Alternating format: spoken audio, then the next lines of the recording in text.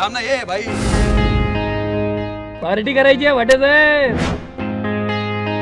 ज्योतिबा शपथ सांगतो, तर आपण काही चुकी आहे का?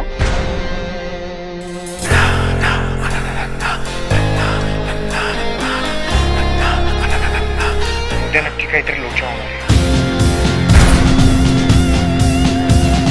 सावधान सावधान